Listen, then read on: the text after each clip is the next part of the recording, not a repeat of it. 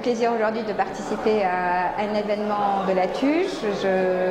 En fait, la TUJ, j'étais dans le premier bureau de la TUJ quand j'étais à l'école polytechnique, il y a bien longtemps, avec l'IS et Juvigny. Mais je n'ai pas vraiment pu suivre l'évolution, donc je suis très contente qu'elle en arrive à ce point d'activité de rayonnement.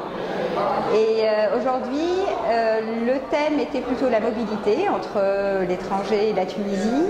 Donc j'ai appris grâce aux deux autres intervenants que en fait il y a vraiment de très belles opportunités en Tunisie, ce qui est vraiment encourageant. Je découvre moi-même parce que je ne suis pas vraiment dans le milieu de l'entreprise.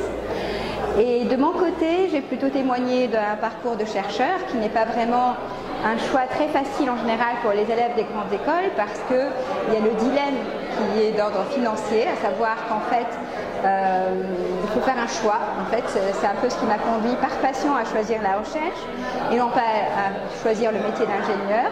Mais je trouve qu'il est très important quand même, et c'est vraiment un message qui me tient à cœur, qu'on favorise la recherche scientifique en Tunisie parce qu'elle est au cœur de la qualité de l'enseignement universitaire, parce qu'elle peut apporter énormément aussi aux entreprises, donc valoriser aussi les thèses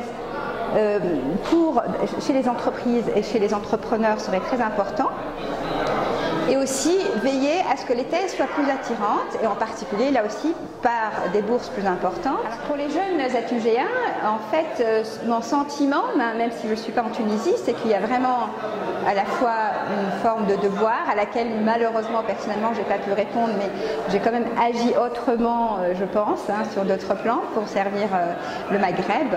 Et pour les jeunes, j'ai l'impression qu'il y a vraiment des occasions qui se présentent, qui les encourageraient à rentrer. Alors je sais qu'il y a un vrai problème actuellement en Tunisie puisqu'il y a beaucoup d'ingénieurs qui quittent le pays. C'est vraiment quelque chose qu'il faut prendre en considération. Je sais que c'est difficile de forcer ou on va dire de faire cet effort de renoncer à des opportunités à l'étranger pour entrer au pays, mais je pense qu'il y a une sorte de cercle vicieux, c'est-à-dire que si cette fuite de cerveau se poursuit, on risque quand même d'avoir encore un contexte plus défavorable et de pousser encore plus de jeunes à partir. Et donc il y a un moment, effectivement, des choix peut-être difficiles, mais qui peuvent effectivement réserver de belles surprises. Et avec un esprit de solidarité tel que celui du réseau de la TUJ, mais peut-être d'autres réseaux aussi, peut-être que ceci pourrait faciliter l'intégration de ces jeunes.